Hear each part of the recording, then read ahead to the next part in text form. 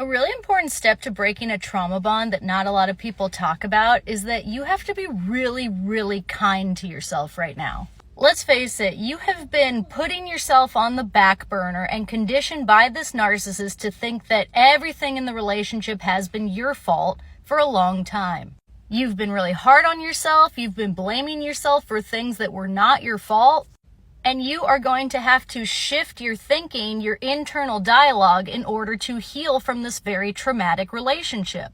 It was not fair to you for the narcissist to put the entirety of the emotional burden on your shoulders in the relationship. They trained you almost from the get-go to feel like it's your responsibility to get things back on track, like you're the one causing problems, like you're the abusive person. But at the same time, they were blaming you for having basic human emotions, being upset when you got in a fight, being jealous when they cheated on you, etc.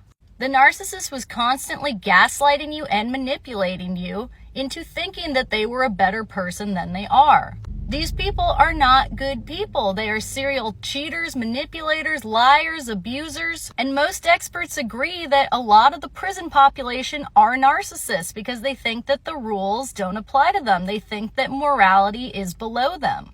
And so with that in mind, you did probably experience reactive abuse. You were being poked and poked so often that you reacted in a way that's completely out of character for you.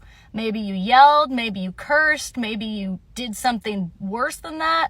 You have to forgive yourself for that and just never get into a relationship again that drives you to be this person that you don't even like. Forgive yourself for not seeing the narcissist for who they were sooner. They were manipulating you from the get-go. It's not your fault that you went in with open arms, giving the person that you love the benefit of the doubt and hoping for the best. Frankly, this thing was doomed from the beginning. You missed a lot of red flags. Just don't miss those moving forward with the next person and do better.